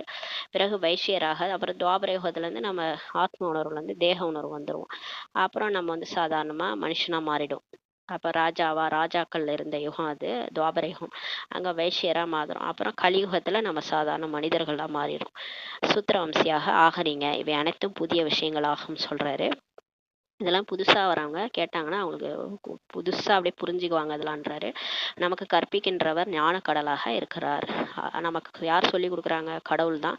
அவர் ஞான கடலாக இருக்கிறார். சத்தியம், சிவம், சுந்தரம். அவரே பதித பாவனராக அனைவருக்கும் சத்கதி தரக்கூடிய வள்ளலாக இருக்கிறாரு. நான் உங்களுக்கு ஞானத்தை தருகிறேன். நீங்கள் தேவதைகளாக ஆன பிறகு இந்த ஞானமே இருக்காது என்று தந்தை கூறுகிறார். இந்த சங்கமேகத்தால் தான் பாபா நமக்கு ஞானத்தை கொடுக்குறாரு. நம்ம போய் சொர்க்கத்துக்கு போன பிறகு அங்கே இந்த ஞானமே இருக்காது. அஞ்ஞானிகளுக்கு தான் ஞானம் கொடுக்கப்படுகிறது. யாருக்கு ஞானம் இல்லையோ, யாருக்கு வந்து அறிவு முற்றிலும் மங்கி போயிருக்கோ அவங்களுக்கு தான் பாடம் எடுப்பாங்க இல்லையா. அந்த மாதிரி இப்போ நம்ம சூத்திரர்களாக ஆன பிறகு தான் நம்ம பக்தி எல்லாம் பண்ணி பண்ணி நமக்கு தமோ பிரதானமாக ஆயிட்டோம் இல்லையா. அப்பதான் நமக்கு ஞானம் கிடைக்குது. அனைத்து மனிதர்களும் அஞ்ஞானம் என்ற இருளில் இப்போ இருக்கிறாங்க. நீங்கள் வெளிச்சத்தில் இப்போ இருக்கிறீங்க. மற்ற ஆனால் முழு உலகமுமே இப்போ எப்படி இருக்குது, இருளில் இருக்கிறாங்க. இருள்னா என்னது, அறியாமை என்ற இருளில் இருக்கிறாங்க. எதுவுமே புரிஞ்சிக்கல. கடவுள் வந்துட்டாரு, கிளாஸ் எடுக்கிறாரு, நம்மள ஒரு அறியாமை இருள்லேருந்து நீக்கி ஞானத்தை கொடுத்துட்டு வெளிச்சத்தில் கூட்டு போயிட்டு இருக்கிறாரு. ஆனால் அவங்களுக்கு தெரியாது இதெல்லாம். நம்ம தான் வெளிச்சத்தில் இருக்கிறோம். 84 பிறவிகளின் கதையை நீங்கள் தெரிஞ்சுக்கிட்டீங்க. குழந்தைகள், உங்களிடம் முழு ஞானமும் இப்போ இருக்குது. பகவான் இந்த உலகத்தை ஏன் படைச்சாரு, மோட்சம் எங்களுக்கு கிடைக்காதா என்று மனிதர்கள் கேட்குறாங்க. இப்போ நமக்கு எல்லா ஞானமும் வந்துடுச்சு. ஆனால் சிலர் கேட்குறாங்க, இந்த கடவுள் எதுக்கு இந்த உலகத்தை படைச்சார், இந்த உலகமே வேணாம், எங்களுக்கு பிறப்பிறப்பே வேணாம், மோட்சம் கிடைக்காதா அப்படின்லாம் சிலர் கேட்குறாங்க. சிலர் ரொம்ப வெறுத்து போயிருப்பாங்க வாழ்க்கை. அது பிகேஸே தான் இருப்பாங்க. பிகேஸ் தான் இந்த மாதிரி கேள்வியெல்லாம் கேட்பாங்க. ஐயோ வேணாம், விட்டுருங்க, நான் ஓடிறேன்ட்டு. அட, இது ஏற்கனவே உருவாக்கப்பட்ட விளையாட்டாக இருக்கிறது. பாபா சொல்றாரு, இதெல்லாம் உருவாகி உருவாக்கப்பட்ட விளையாட்டு, அனாதியா இருக்கு, அனாதி நாடகம் அல்லவா, இதுலேருந்து தப்பிக்க முடியாது. இப்போ அடுத்த கல்பம் இப்போ உங்கள் ரோலில் ப்ளே பண்ணணும்னா வேற யாராவது வந்து ப்ளே பண்ணுவாங்க, நீங்கள் தானே ப்ளே பண்ணணும். அப்புறம் எப்படி மோட்சம் கிடைக்குன்றாரு. இப்போ இதே பேர் இதே உருவத்தில் நீங்கள் தானே அடுத்த கல்பத்தில் வந்து நடிக்கணும். இப்போ ஒரு சினிமா எடுக்கிறாங்கன்னா அதில் ஹீரோ ஹீரோயின் இந்த படத்தோட விட்டுருங்க, நான் நடிக்க மாட்டேன்னு சொல்லுவாங்களா? திரும்ப அந்த படத்தை போட்டு பார்த்தாலும் அதே நடிகர்கள் அதே பிளாட்டை தான் ப்ளே பண்ணுவாங்க இல்லையா. அதே ஹீரோ அதே ஹீரோயின் தான் நடிப்பாங்க இல்லையா. அதே மாதிரி தான் நம்மளோட சினிமாவும் திரும்ப திரும்ப போட்டு பார்த்தாலும் நம்மளே தான் நடிக்கணும். அதெல்லாம் சொல்கிறாரு. ஆத்மா ஒரு சரீரத்தை விட்டு இன்னொன்றை எடுக்கிறது என நீங்கள் புரிஞ்சுக்கிட்டீங்கன்றாரு. இதில் கவலைப்படுவதற்கு என்ன இருக்கிறது, இது ஒரு நாடகம் இல்லையா, இது ஒரு சினிமா. இது வந்து ஊன்றி போய் நம்ம தான் நடிச்சிட்டு இருக்கணும். இப்போ இந்த சரீரத்தை விட்டுட்டு இன்னொரு சரீரத்தை ஆத்மா எடுக்குதுன்னு நம்ம புரிஞ்சுக்கிட்டோம். இதில் என்ன கவலைப்படுறதுக்கு என்ன இருக்குதுன்றாரு. பாம்பு சட்டையை உரிக்கிற மாதிரி தான் ஆத்மா மீண்டும் அடுத்த நடிப்பை நடிக்கும் சொல்கிறாரு. இறந்தவர்கள் திரும்ப கிடைத்தால் அழலாம், திரும்ப வரமாட்டார்கள் எனில் அழுவதால் என்ன லாபம் இருக்கிறது சொல்றாரு பாபா. பாபா சொல்றாரு, போயிட்டாங்க, உடலை விட்டு போயிட்டாங்க, அவங்களோட அடுத்த நடிப்பு நடிக்க போயிருக்கிறாங்க. சரி, அவங்க திரும்ப வந்தா கூட அவங்கள கட்டி பிடிச்சிட்டு அழலாம், ஏன் போனீங்கன்ட்டு. அவங்க தான் வரவே மாட்டாங்க தெரிஞ்சு போச்சு இல்லையா. மரணம்ன்றது ஒன்று இல்லைன்னு நினச்சிக்கோங்களேன், அப்புறம் உலகமே மாறி போயிடும். அவ்வளோதான். கடவுளே என்ன பண்ணிடுவாங்க, கடவுளே உண்டு இல்லைன்னு பண்ணுறாங்க. அந்த மாதிரி மரணம் இல்லைன்னா ஆளாளுக்கு இஷ்டத்துக்கு தப்பு பண்ண ஆரம்பிச்சிருவாங்க. ஏன்னா அதாவது மரணமே இல்லைன்னா என்னை யாரும் எதுவும் செய்ய முடியாது. அந்த மரணம் மட்டும் இல்லைன்னா எல்லாரும் இஷ்டத்துக்கு ஆட ஆரம்பிச்சிருவாங்க. அதனால தான் மரணம்னு ஒன்று வச்சிருக்கிறாரு. அது இந்த கலியுகத்தில் மரணம் அவசியம்தான். இல்லைன்னு நினச்சிக்கோங்களேன், எனக்கு சாவே இல்லைன்ட்டு இஷ்டத்துக்கும் எல்லா தப்பையும் பண்ணிட்டு இருப்பாங்க எல்லாரும். அதனால தண்டனை கொடுக்கறது எல்லாமே இருக்குது. கர்மா வந்து ஒன்று இருக்கிறது நல்லது தான். கர்மா வந்து திரும்ப நமக்கு வந்து செய்யும், நம்மளை வச்சு செய்யும்ன்றதெல்லாம் வந்து நல்லது தான். தர்மராஜ்புரியில் கடவுள் வந்து தண்டனை கொடுப்பான்ற பயம் இருக்கணும். அதான் பாபா சொல்கிறார், இறந்தவர்கள் திரும்ப கிடைத்தால் நீங்கள் அழலாம், திரும்பவே வரமாட்டாங்கன்னா நீங்கள் அழுவதனால என்ன லாபம் இருக்குன்னு சொல்லி கேட்குறாரு. அவங்க தான் திரும்ப வரமாட்டாங்கல்ல, இப்போ அழுதா மட்டும் வந்துட போகிறாங்களா? அப்புறம் எதுக்கு அழுறீங்க? அழுதுறதுனால உங்கள் எனர்ஜி தானே வேஸ்ட்டாக போகுது, உங்கள் ஆத்மாவில் இருக்கிற சக்தி வேஸ்ட்டாக போகுது, உங்களால் வாழ முடியாது, உங்களால் அடுத்த நாளைக்கு என்ன பண்ணுறது, அந்த சக்தியே இருக்காது இல்லையா. நீங்கள் தான், உங்கள் உடம்பு தான் வீணாக போயிடும். அப்போ நீங்கள் வாழும்போது கஷ்டத்தை அனுபவிக்கிறீங்க. போனவங்க போய் அடுத்த நடிப்பு நடிக்க போயிடுறாங்க, அவ்வளோதான். ஆனால் நீங்கள் அழுறது அவங்களுக்கு டச் ஆகிட்டே இருக்கும். அவங்க பிறக்கிற இடத்துல போயிட்டு அங்கே குழந்தைய அழுதுகிட்டே இருப்பாங்க. அதனால தான் குழந்தைங்களாம் பிறந்தோடனே அழுகுதுன்னா, போன பிறவியில் அவங்கள நினச்சி எல்லாரும் அழுறாங்க இல்லையா. அது அந்த வைப்ரேஷனை கேட்ச் பண்ணிவிட்டு இது அழுவும், ஐயோ விட்டு வந்துட்டேனேன்ட்டு. அதனால தான் அழுவுது குழந்தைகள்லாம். இப்போது நீங்கள் அனைவரும் பற்றுதலை வெல்ல வேண்டும். இப்போ நம்ம எல்லாருமே பற்ற விட்டுடணும். அதுவும் போனவங்களெல்லாம் பிடிச்சி இழுக்காதீங்க. அவங்களே அடுத்த பிறவியில் இருக்கிறாங்க, அவங்கள போய் டிஸ்டர்ப் பண்ணாதீங்க. அவங்கவுங்க வேலையை அவங்கவுங்க செய்கிறாங்க. அதனால் நீங்கள் எல்லார் மேலேயும் பற்றுதலை இப்போ வெல்லணுன்றாரு. சுடுகாடு போன்ற உலகத்தில் ஏன் பற்றுதல் வேண்டும்? இதுவே ஒரு சுடுகாடு, எல்லாமே போன மாதிரி தான் இருக்கிறாங்க. அதான் எல்லாருக்குமே அந்த மாதிரி தான் இருக்குது வாழ்க்கையே. அப்போ இதை போய் எதுக்கு நினைக்கிறீங்க, இது மேலே ஏன் பற்று வைக்கிறீங்கன்னு சொல்கிறார் பாபா. பற்று வச்சா பாபா மேலே வைங்க, அவர் ஜாலியாக, அவர் கூட ஜாலியாக இருங்க. அவர் பரந்தாமத்தில் இருக்கிறாரு, மேலே பாருங்கள், கீழே பார்க்காதீங்கன்றாரு. மேலே போகிறத பாருங்கள், கீழே எதுக்கு பார்க்குறீங்க? பாபா பாருங்கள், பாபா கூட சுகமாக இருக்கிறது பாருங்கள். அடுத்து சொர்க்கத்துக்கு போனால் அதை நினைங்க, அது எவ்வளோ ஜாலியாக இருக்குது. இந்த சுடுகாடு மேலே எதுக்கு பற்று வைக்கிறீங்க? இதில் துக்கம்தான் இருக்கிறதுன்னு சொல்கிறாரு.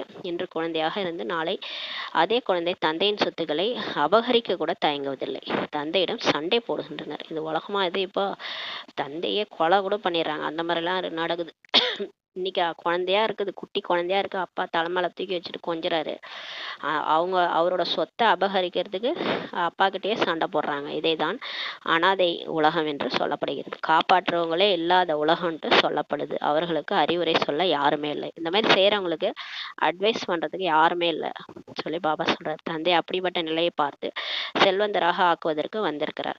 பாபா அப்படிதான் பார்த்தாரு, மேல இருந்து எல்லாருடைய நிலைமையை பார்த்துட்டு நமக்கு இந்த மாதிரி நிலைமை ஆயிடுச்சுன்ட்டு தான் வந்திருக்கிறாரு. நம்ம செல்வந்தரா ஆக்குறதுக்கு வந்துக்கிறாரு. யாருடைய தயவும் இல்லாம, யார் மேலேயும் பற்று இல்லாம, இந்த உடலை விட்டு நானே பாபா பாபா நினைவுல விடுவேன், யாருக்கும் தொந்தரவு கொடுக்க மாட்டேன், யாரை சார்ந்தும் நான் இல்லை, அந்த மாதிரி நீங்க வாழறதுக்கு, சொந்த காலில் நிக்கிறதுக்கு பாபா இப்ப கத்து கொடுக்குறாரு.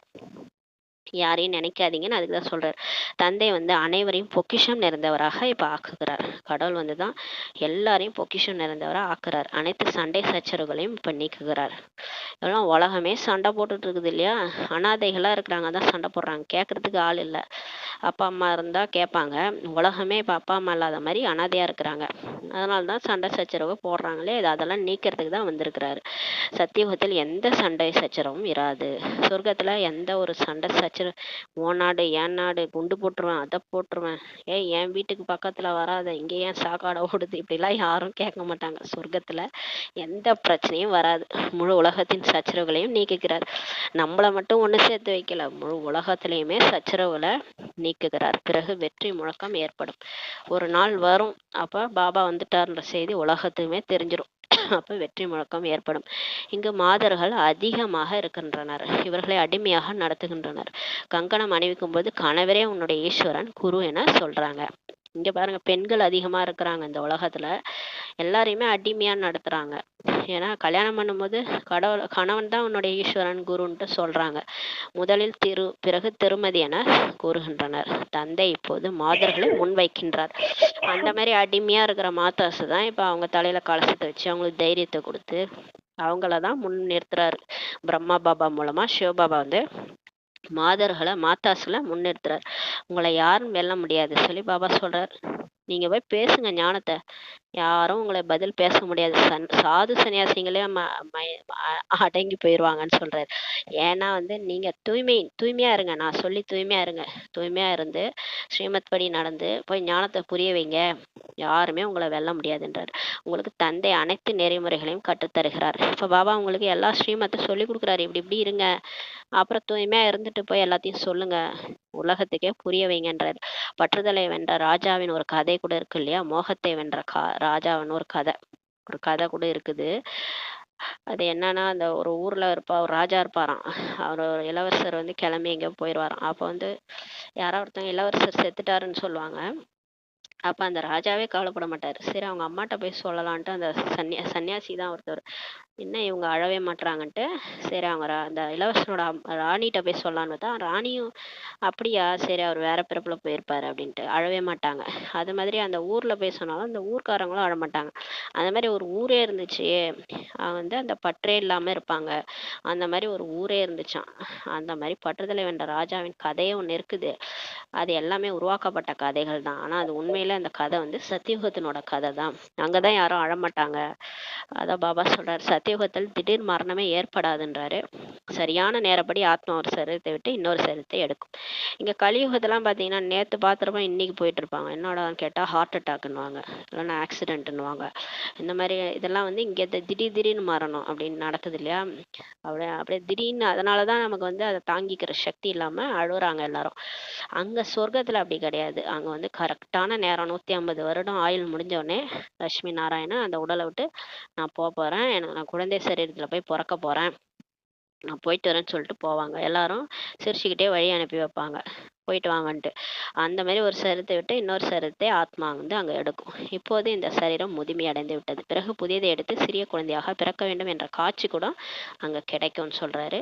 இங்க கூட இப்ப 150 வருஷம் ஆகுது, ஒரு தாத்தா பாட்டி எல்லாம் இறந்துட்டாங்க, அழறாங்களா? நான் நல்லா ஜாலியா ஒரு பாட்டி கூட ஏதோ ஒரு ஊர்ல, நான் செத்த அழக்கூடாது, டான்ஸ் பாட்டு எல்லாம் வைக்கணும்னு சொல்லிட்டு அங்க டான்ஸ் ஆடிட்டு இருக்கிறாங்க. இந்த கலியுகத்திலே அந்த மாதிரிலாம் நடக்குது. அந்த மாதிரி வயசான அனுப்பிச்சு வச்சிடுறாங்க, போயிட்டு வாங்க, இருந்து எதுக்கு தொல்லை கொடுக்குறீங்கன்ட்டு. இந்த அகால மரணம் நடக்கும்போது தான் அழுகுறாங்க. அதான் பாபா சொல்றாரு. அங்க வந்து அப்படி கிடையாது. அங்க வந்து ஒரு டைம் வரும், எல்லாரும் உடம்ப விட்டு போகும்போது காட்சி கூட கிடைக்கும். அதனால் மகிழ்ச்சியோடு சரீரத்தை விடுவாங்க. இங்கு எவ்வளவு வயதானாலும் நோய்வாய்ப்பட்டாலும் சரீரத்தை விட்டால் நல்லது என நினைத்தாலும் கூட இறக்கும் நேரத்தில் அழறாங்க. ஆனா சிலர் வீட்டுல பாருங்க, தாத்தா பாட்டி செத்தாலே அழுவாங்க. கொஞ்சம் வயசானவங்க கூட போனா கூட அவங்களால தாங்கிக்க முடியாது. அந்த மாதிரி சரீரத்தை விட்டா கூட நல்லது என்று நினைச்சா கூட இருந்தாலும் அழறது ஒரு ஒரு சம்பிரதாய சாங்கியமாவே ஆயிடும். அழலைன்னா பாரு கல் நெஞ்சுன்னு சொல்லுவாங்க. அழுதே ஆகணும். அது வேற அந்த 30 நாளும் உட்காந்து அழுகணும். அது தாத்தாவா இருந்தாலும் சரி, பாட்டியா இருந்தாலும் சரி, அழுதுதான் ஆகணும். அந்த மாதிரி ஒரு சாங்கியங்க. இப்போது நீங்கள் அப்படிப்பட்ட இடத்திற்கு செல்றீங்க. அங்க அழுவது என்ற பெயரே கிடையாது. ஆனா பாபா நம்மள அழறதே நிறுத்திட்டார் இல்லையா? அந்த மாதிரி ஒரு இடத்துக்கு, சொர்க்கத்துக்கு கூட்டு போறாரு. அங்க அழறதுன்ற பேச்சே கிடையாதுன்றாரு. அங்கு மகிழ்ச்சி மட்டுமே இருக்கும். உங்களுக்கு எவ்வளவு அளவற்ற மகிழ்ச்சி இருக்க வேண்டும். அட நாம் உலகுக்கே எஜமானராக ஆகிறோம்ட்டு எவ்வளவு மகிழ்ச்சி இருக்கணும். பாரதம் முழு உலகத்திற்கும் எஜமானராக இருந்தது. இப்போது துண்டு துண்டாக ஆகிடுச்சு. இப்ப எப்படி பிரிச்சுட்டாங்க இல்லையா பாரதத்தை? முழு உலகமும் பாரதமா தான் இருந்தது. இப்பதான் வந்து அது உள்ள அவ்வளோ பிளவு ஏற்படுத்தி வச்சிருக்கிறாங்க. ஒரு ஒரு நாடாமா, தமிழ்நாடு, ராஜஸ்தான் அப்படின்ட்டு, மத்திய பிரதேஷ்ன்ட்டு பிரிச்சு பிரிச்சு வச்சுக்கிறாங்க. வேற வேற மொழி வேற பேசுறாங்க. ஆனா பாரதம் முதல்ல சத்தியுகத்துல ஒரே மொழி, ஒரே தர்மம், ஒரே நாடு, எல்லாமே ஒண்ணுதான். எல்லாம் ஒரே மொழி தான் பேசுவாங்க. ஆனா அப்படி இருந்தது தான் இப்படி ஆயிடுச்சு. நீங்களே பூஜிக்க தகுந்த தேவதைகளாக இருந்த பிறகு பூஜாரியாக இப்ப ஆயிட்டீங்க. பூஜிக்க தகுந்தவராக பூஜாரியாக பகவான் ஆகிறது இல்ல, நம்ம தான் அப்படி ஆயிரும். 2500 வருஷம் பூஜிக்க தகுந்தவரா இருக்கணும். 2500 வருஷம். அதுக்கப்புறம் 2500 வருஷம் மனிதனா மாறிட்டு பூஜாரியா ஆயிடுறோம். அவரும் பூஜாரியாக ஆகிவிட்டால் பூஜைக்கு தகுந்தவராக யாரால் ஆக்க முடியும்? அவரும் நம்மள மாதிரி நடிக்க வந்துட்டா. சிலர் பாட்டெல்லாம் பாடுவாங்க, அந்த கடவுளும் என்ன மாதிரி பிறந்து வரட்டும், அவரும் காதல் பண்ணி கஷ்டப்படட்டும் அப்படின்லாம் பாட்டு பாடுவாங்க. அவர் வந்து மாட்டினாருன்னா அவ்வளவுதான். அப்புறம் அவரை யாரை காப்பாத்துறது? அப்புறம் நம்மளெல்லாம் யார் மாத்துறது? அதான் சொல்றாரு, நாடகத்தில் தந்தையின் பங்கு வேறுபட்டது அப்படியெல்லாம் சொல்லக்கூடாது. கடவுளுடைய பங்கு டிராமால வேற மாதிரி இருக்கும். ஒருவர் மட்டுமே ஞான கடல். அவர் எப்பொழுதும் வந்து ஞானத்தை தருகிறாரோ அனைவருக்கும் சத்கதி தருகின்றாரோ அப்போது மகிமையை ஏற்படுகிறது. அவர் ஒருத்தர் தான் ஞான கடல். அவர் எப்ப வந்து நமக்கு ஞானத்தை சொல்லி கொடுத்து நம்ம எல்லாருக்கும் நல்ல கதி கொடுக்குறாரோ அப்போதான் அவருக்கு மகிமை ஏற்படுது. அதனால தானே எல்லா புகழும் இறைவனுக்கேன்னு சொல்றாங்க. ஏன் எல்லாரும் அவளை அவ்வளோ புகழறாங்க? அவர் யாருன்னே தெரியாது, எப்படி இருப்பாருங்களும் தெரியாது உலகத்துல யாருக்கும். ஆனா அவர் அப்படி புகழறாங்க. அவர் என்ன பண்ணிட்டு போனாரு? கண்டிப்பா ஏதோ பண்ணிட்டு போயிருக்காரு. அதனாலதான் அவசியம் அவர் இங்கு வர வேண்டும். கண்டிப்பா அவர் இங்க வரணும். நமக்கு படிப்பை கற்றுத் தருபவர் யார் என்பதை முதலில் புத்தியில் பதிய வைக்கணும். இப்போ மத்தவங்களுக்கு தெரியறது இருக்கட்டும், நீங்க ஃபர்ஸ்ட் எனக்கு கடவுள் தான் சொல்லி தராருன்றத புத்தியில நல்லா பதிய வைக்கணும். அப்பதான் ஒரு நம்பிக்கை வரும். அப்பதான் மத்தவங்களுக்கு போய் நம்ம சேவை செய்யணும், இதை புரிய வைக்கணும். இது கடவுளே பேசிட்டு இருக்கிறாரு, நம்மளதான் சொல்லிட்டு இருக்கிறாரு, நம்மளதான் தேர்ந்தெடுத்திருக்கிறாரு, இதெல்லாம் என்ன எண்ணம் நமக்கு வரும். அதான் சொல்றாரு, திருமூர்த்தி, காலச்சக்கரம் மற்றும் கல்பமரம் இவை முக்கிய சித்திரமாகும் சொல்லி சொல்றாரு. இந்த 3 சித்திரம் வச்சுக்கோங்க, நல்லா புரிய வைங்கன்றாரு. நாம் சத்தியுகத்தில் வர முடியாது, நாம் இந்த தர்மத்தை சேர்ந்தவர்கள் என கல்பமரத்தை பார்த்தவுடன் புரிந்து கொள்வார்கள். இப்ப இந்து, முஸ்லிம் எல்லாருமே வருவாங்களா தர்மத்தவர்கள்? கண்காட்சியில கூட எல்லாருமே வருவாங்க சும்மா சுத்தி பார்க்கலான்ட்டு. அவங்களுக்கு இந்த காலச்சக்கரத்தை காமிச்சீங்கன்னா, அதை கல்ப மரத்தை காமிச்சீங்கன்னா, அதுல பார்த்தாலே தெரிஞ்சுக்குவாங்க நம்ம வந்து இத பாருங்க பாதியில இருந்தா வரோம், அப்ப முன்னாடியே நம்ம வரமாட்டோம், சொர்க்கத்துல நம்ம வரமாட்டோன்றத அவங்க கண்டிப்பா புரிஞ்சுக்குவாங்கன்றார். இந்த காலச்சக்கரத்தை பெரியதாக உருவாக்க வேண்டும், அதில் தெளிவாக எழுதப்பட வேண்டும். இந்த பெரியசா இந்த காலச்சக்கர படத்தை உருவாக்கி அதுல எழுதணும், சிவபாபா பிரம்மா மூலமாக தேவதா தர்மம் மற்றும் புதிய உலகத்தை உருவாக்குகின்றார், சங்கரர் மூலமாக பழைய உலகின் அழிவு, பிறகு விஷ்ணு மூலமாக புதிய உலகின் பரிபாலனை செய்ய வைக்கின்றார். இதை எழுதுங்க, இதனை தெளிவுபடுத்த வேண்டும் சொல்றாரு. பிரம்மாவிலிருந்து விஷ்ணு, விஷ்ணுவிலிருந்து பிரம்மா, இருவருக்கும் தொடர்பு இருக்கின்றது அல்லவா?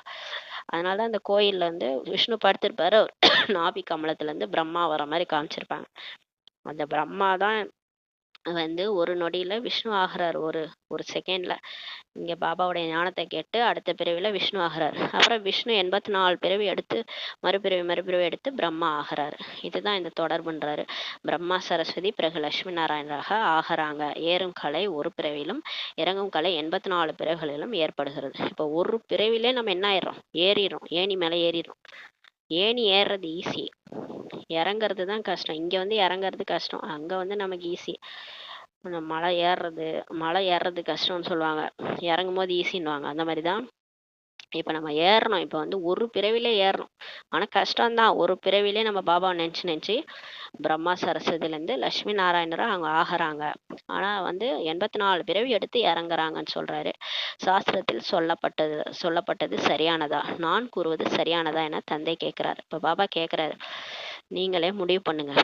நீங்க சாஸ்திரத்துல படிச்சது உண்மையா இல்லை நான் சொல்றது உண்மையான்னு நீங்களே உங்க மனசாட்சி கேளுங்க. நீங்களே வந்து தெளிவுபடுத்திக்கோங்க அப்படின்னு சொல்லி யார் சொல்றது? சத்தியமான ஒரு சிவன் சொல்றாரு. அவர் உண்மைதானே சொல்வாரு. உண்மையான சத்தியநாராயண் கதை நான் சொல்கின்றேன்னு சொல்லி சத்தியம் சிவம் சுந்தரம் சொல்றாரு. சத்திய தந்தை மூலமாக நாம் நரனிலிருந்து நாராயணராக இப்ப ஆகிறோம் என்ற நம்பிக்கை உங்களுக்கு இருக்கிறது. இப்ப சத்தியமானவர் சிவன் தானே. அவர் பேரே சத்தியம் சிவம் சுந்தரம். அவர் சொல்றாருன்னா அவர் தான் நம்ம அப்பானா அப்ப கண்டிப்பா நம்ம ஆவோன்ற நம்பிக்கை இருக்குது நமக்குன்னு சொல்றாரு. மனிதர்களை இங்கு தந்தை டீச்சர் குருன்ட்டு சொல்ல மாட்டாங்க. இதுவே முக்கியமான விஷயமாகும். ஒரே ஆளையே எங்கேயாவது நம்ம வந்து இவர் தான் அப்பா டீச்சர் குருன்னு யாரோ ஒருத்தவங்களை சொல்லுங்க நீங்க. இவர் தாங்க எனக்கு அப்பா, இவர் தாங்க டீச்சர், இவரே தாங்க குருன்ட்டு சொல்லுங்க பார்ப்போம். மனுஷங்களும் அந்த மாதிரி சொல்லவே முடியாது. அப்ப இவர் இருக்கிறாருன்னா அப்ப இவர் யாரா இருக்கணும்? அப்ப இவர் கடவுள் தான் அந்த மாதிரி இருக்க முடியும். அவரு தான் வந்து அப்பாவா ஆசி கொடுக்குறாரு, டீச்சரா பாடம் சொல்லி கொடுத்து நம்மளை எப்படி மாத்துறாரு, குருவா வந்திருக்கிறாரு, வந்து வழிகாட்டியாகி பரந்தாமத்துக்கு கூட்டு போவாரு. இந்த 3 ரோலையும் ஒரே ஆள் ப்ளே பண்றாருன்னா இவர் யாரா இருக்கணும்? அவரு தான் நான்முகன் பிரம்மா மூலமா இந்த வேலையை பண்ணிட்டு இருக்கிறாரு. இதுவே முக்கிய விஷயமாகும். குருவை பாபா டீச்சர் என்றோ கூற முடியுமா? பாபா சொல்றாரு, ஒரு குருவை போய் நம்ம அப்பான்னு சொல்ல முடியுமா இல்லை டீச்சர்னு சொல்ல முடியுமா? இங்க கூட நிறைய குருக்கள் இருக்கிறாங்க. போய் நீங்க அப்பான்னு கூட்டு பாருங்களா, அவங்களுக்கு ஒன்றும் ஆஸ்தியா கொடுப்பாங்க? அவங்க வீட்டுல உட்கார வச்சு சோறு போடுவாங்களா? யாரும் நம்மளை கூட்டு வச்சு சோறும் போட மாட்டாங்க. இனிமையான குழந்தைகள் என்ன சொல்ல மாட்டாங்க. பாடம் எடுத்துட்டு லெக்சர் எடுத்துட்டு போயிட்டு வாங்க, அதுக்கும் காசு வாங்கிக்குவாங்க. காசு வாங்கிட்டு தான் உள்ளார அட்மிஷனே. அந்த மாதிரி நம்ம போவோம், நம்மகிட்ட காசு வாங்குவாங்க, பாடம் எடுப்பாங்க, அதோட வீட்டுக்கு தான் வரணும். யாரையும் நம்ம அப்பான்னு சொந்தம் கொண்டாட முடியாது. இப்போ மதுபனில் போய் ஜாலியாக போயிட்டு வரோம் இல்லையா, நம்ம ஒரு வாரம் இருந்துட்டு ஜாலியாக இருந்துட்டு வரோம். அப்பா அம்மா வீடு மாதிரி இருந்துட்டு வரோம். அந்த மாதிரிலாம் அங்கே இருக்க முடியுமா? எங்கே போனாலும் இருக்க முடியாது. அவர் டீச்சர்னு சொல்ல முடியாது. இங்கு சிவபாபாவிடம் ஜென்மம் எடுத்த பிறகு சிவபாபாவே தான் உங்களுக்கு கற்பிக்கின்றார். பிறகு தன்னோடு அழைத்து செல்வார். இப்போ பாபா கிட்ட நம்ம பிரம்மா பாபா மூலமா சிவபாபாவுக்கு குழந்தையா பிறந்துட்டோம், பிகேவாயிட்டோம்னா அவரே தான் உங்களுக்கு சொல்லி கொடுக்குறாரு. இலவசமா சொல்லி கொடுக்குறாரு பாருங்க. பிறகு தன்னோட அழைத்தும் செல்வார். அவர் பாருங்க, குருவா இருந்து நம்மளை விட்டுட்டுலாம் போக மாட்டாரு. நான் அப்படியே விட்டேன் எங்கேயாவது கடனி வீணா போன்லாம் விட்டுல, யாரையும் விட மாட்டாரு. நம்மளை மட்டும் கிடையாது, முழு உலகத்தையும் கூட்டிட்டு தான் போவார். எந்த மனிதரையும் தந்தை டீச்சர் குருன்ட்டு சொல்ல முடியாது. யாரையுமே தந்தை டீச்சர் சத்குருன்ட்டு சொல்ல முடியாது. இங்கு ஒரே ஒரு தந்தையை மட்டும் பரம தந்தை என்று சொல்லப்படுகிறது. லௌகீக தந்தையை பரம தந்தை என்று சொல்ல மாட்டாங்க. ஆனாலும் அனைவரும் அந்த தந்தையை தான் நினைவு செய்யறாங்க. பாருங்க, லௌகீக தந்தை இருக்கிறாரு, இருந்தாலும் உடம்பு சரியில்லைன்னா கடவுளேன்ட்டு மேலே பார்த்து தான் கூப்பிடுறாங்க இல்லையா? எல்லாருமே அந்த தந்தையை தான் நினைவு செய்யறாங்க. துக்கத்தில் அனைவரும் அவரை தான் நினைவு செய்யறாங்க. சுகமாக இருக்கும்போது நினைவு செய்வதில்லை. இப்ப நம்மளே ஜாலியா இருக்கிறோம்னா கடவுள் நினைக்க மாட்டோம். ஆனா வந்து எப்ப கஷ்டம் வருதோ அப்பதான் கடவுளை நினைக்கிறோம். அப்ப துக்கத்தில் எல்லாரும் கடவுளை தான் நினைக்கிறாங்க. ஆக அந்த தந்தை தான் வந்து சொர்க்கத்துக்கு எஜமானராக உங்களை ஆக்குகின்றார். அல்லாஹ் ஹெவனை படைத்தார். எல்லா தர்மத்திலயும் இருக்குது. அல்லாஹ் தான் ஹெவனை படைச்சார், சொர்க்கத்தை படைச்சாரு. காட்ஃபாதர் ஹெவனை படைச்சார். ஆதாம் ஏவாள் அங்க இருந்தாங்க. எல்லா கதையும் இருக்குது. அதனால கண்டிப்பா அவர் தான் வந்து நமக்கு சொர்க்கத்தை எஜமானரா நம்மளை ஆக்குறாரு, பாடம் சொல்லி கொடுத்து. நல்லது. இனிமையில இனிமையான தேடிக்கண்டிருக்கப்பட்ட செல்ல குழந்தைகளுக்கு தாயும் தந்தையுமான பாப்தாதாவின் அன்பு நினைவுகளும் காலை வணக்கமும். ஆன்மீக குழந்தைகளுக்கு ஆன்மீக தாய் தந்தை நமஸ்காரம். நாம் ஆன்மீக குழந்தைகள் ஆன்மீக தாய் தந்தைக்கு நமஸ்காரம். தாரணைக்கான முக்கிய சாரம். ஃபர்ஸ்ட் பாயிண்ட், பஞ்ச தத்துவங்களால் ஆக்கப்பட்ட இந்த சரீரத்தை பார்த்தாலும் தந்தையை மட்டும் நினைவு செய்ய வேண்டும். எல்லாரு கூடயும் இருங்க, எல்லாரு கூடயும் பழகுங்க, எல்லாரையும் நெற்றிபுரத்துல ஆத்மாவை பாருங்க. பாபா மட்டும் நினைங்க, அந்த தேகத்தை நினைக்காதீங்க. தேகத்தை நினைச்சீங்கன்னா உங்களை ஏமாத்திரும். நீங்க ஏமாந்து போனோம்னா அதை பார்த்துட்டே இருங்கன்றாரு. எந்த தேகதாரின் மீதும் பற்றுதல் வைக்கக்கூடாது, எந்த வித பாவமும் செய்யக்கூடாது. தேகதாரியா பார்க்கும்போது தான் நம்ம பாவம் பண்ணிடுவோம். அவங்க உடலை பார்க்கும்போது, அவங்க மூஞ்ச பார்க்கும்போது நமக்கு கோவம் வரும், திட்டிடுவோம். அதனால பாபா சொல்றாரு, நீங்க முகத்தை பார்க்காதீங்க, ஆத்மா மட்டும் பார்த்துட்டு பேசுனீங்கன்னா உங்களுக்கு ஆத்மா ஆத்மா சகோதரன் சகோதரன் பாபா ஞாபகம் வரும். அன்பு மட்டுமே காட்டுவீங்க. அதனால எந்த தேகதாரி மீதும் பற்றுதல் வைக்காதீங்கன்றாரு. இரண்டாவது பாயிண்ட், இந்த உருவாக்கப்பட்ட நாடகத்தில் ஒவ்வொரு ஆத்மாவின் பங்கும் துவக்கமும் முடிவும் இல்லாமல் இருக்கிறது. ஆத்மா ஒரு சரீரத்தை விட்டு இன்னொரு சரீரத்தை எடுக்கிறது. அதனால இங்க ஆரம்பத்துல இருந்து கடைசி வரைக்கும் ஆத்மா அது அதுக்குன்னு ஒரு பார்ட் ப்ளே பண்ணுது. துவக்கவும் முடிவும் இல்லாத இந்த நாடகம் அழிவற்றதா இருக்குது. அவங்கவங்க ஒரு ஒரு பார்ட் நடிக்கிறாங்க. ஒரு ஒரு உடலை விட்டு விட்டு இன்னொரு உடல் எடுக்கிறாங்க. எனவே சரீரத்தை விடுவதில் கவலை வேண்டாம். அதனால மரணம் வந்துருச்சு, யாராவது உடம்ப விட்டு போயிட்டாங்க அப்படின்னா அவங்க பார்ட் முடிஞ்சிடுச்சு. அவங்களுக்கு வேற எங்கேயோ பார்ட் இருக்குன்னு அர்த்தம். அதனால கவலை வேண்டாம், பற்றுதலை வெல்ல வேண்டும் சொல்றாரு. வரதானம் சம்பூர்ண பலியாகுதல். ஆகுதி மூலம் பரிவர்த்தனை விழாவை கொண்டாடக்கூடிய திட சங்கல்பதாரி ஆகுக. இப்ப சம்பூர்ணமா ஒரு பாபா தான் எனக்கு எல்லாத்தையுமே பாபாட்ட பலி கொடுத்துருங்க. உடல் மனம் பொருள் எண்ணம் கொண்டு சுவாசம் கொண்டு பாபாட்ட பலி கொடுத்துருங்க. ஒரு மூச்சு கூட பாபா கேட்காம விடாதீங்க. ஒரு மூச்சுக்கும் பாபா நினைவு செய்யுங்க. எந்த எண்ணம் உருவாக்குனாலும் அது பாபாட்ட ஒப்படைச்சிட்டு சம்பூர்ணமா பலியாயிடுங்க. அதன் மூலம் மாற்றம் நிகழும்.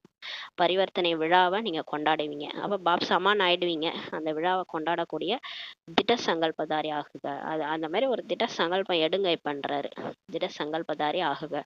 பூமியை பிளந்தாலும் தர்மத்தை விடாதீர்கள் என பரமொழி உள்ளது போல் எவ்வித சூழ்நிலையும் வேண்டுமானாலும் வரட்டும். பாருங்க, பூமியே பிளந்தாலும் என்ன நடந்தாலும் சரி, நான் என் ஸ்ரீமத்தை மீற மாட்டேன், நான் தர்மத்தை விட மாட்டேன், பாபா சொன்னதை நான் மீற மாட்டேன் அப்படின்ற மாதிரி ஒரு பழமொழி கூட இருக்குதான், தர்மத்தை விடாதீர்கள்ட்டு. அந்த மாதிரி எந்த ஒரு சூழ்நிலை வேண்டுமானாலும் வரட்டும், என்ன வேணா வரட்டும். மாயா அப்படியே நம்மளை பண்ணும், அவ்வளோ இது பண்ணும். ஸ்ரீமத்தை மீற வைக்கிறதுக்குன்னே சில விஷயங்கள்லாம் கொண்டு வரும் மாயா. அப்ப கூட மீறக்கூடாதுன்றாரு. என்ன சூழ்நிலை வேண்டுமானாலும் வரட்டும். மாயாவினுடைய மகாவீர் ரூபம் முன்னால் கூட வரட்டும். அது பெரிய அது காகித புலின்னு சொல்லியிருக்காரு பாபா. இது என்ன பண்ணும், சர்வ சக்திவான் மாதிரி வரும், மகாவீர் மாதிரி வரும். நமக்கு முன்னாடி பிரச்சனையை கொண்டு வரட்டும். ஆனால் தாரணைகளை விடக்கூடாது. ஆனாலும் நீங்க பாபா கிட்ட என்ன படிச்சீங்க, ஸ்ரீமத் படி நடந்தீங்க இல்லையா, என்னென்ன நீங்க ஃபாலோ பண்ணீங்க, பாபாவோட பேச்சு மறக்காதீங்க, ஞானத்தை மறக்காதீங்க. அந்த டைம்ல தாரணைகளை விடக்கூடாது. சங்கல்பத்தின் மூலம் தியாகம் செய்யப்பட்ட பயனற்ற பொருட்களை சங்கல்பத்திலும் கூட ஸ்வீகாரம் செய்யக்கூடாது. பாருங்களேன், எண்ணங்கள் மூலம் நம்ம இதெல்லாம் விட்டுட்டேன், தியாகம் பண்ணிட்டீங்க, இதெல்லாம் நான் இதை எண்ணத்துல கூட கனவுல கூட நான் சாப்பிட மாட்டேன் அப்படிலாம் நம்ம தியாகம் பண்ணியிருப்போம். அந்த ஸ்வீகாரம் செய்யக்கூடாதுன்றாரு. இப்ப புகழ் பெருமையெல்லாம் நம்ம விட சொல்லியிருக்கிறாரு. இப்ப சாப்பாடை விடுங்க. அந்த சாப்பாடு இதெல்லாம் ஸ்ரீமத் படி இப்ப நம்ம சாப்பிட்றோம், ட்ரெஸ் எல்லாமே ஸ்ரீமத் படி இருக்குது. இருந்தாலும் அதெல்லாம் நம்ம விட்டுட்டோம். இந்த புகழ் பெருமை இதெல்லாம் பாருங்க, இதெல்லாம் கூட நீங்க தியாகம் பண்ணணும். இந்த பயனற்ற பொருட்களை தியாகம் செய்யப்பட்ட பாபா கிட்ட எதெல்லாம் நீங்க தியாகம் பண்ணிட்டீங்களோ அதை நீங்க எண்ணத்துல கூட நீங்க திரும்ப வாங்கக்கூடாது, பாபாட்ட ஸ்வீகாரம் செய்யக்கூடாது.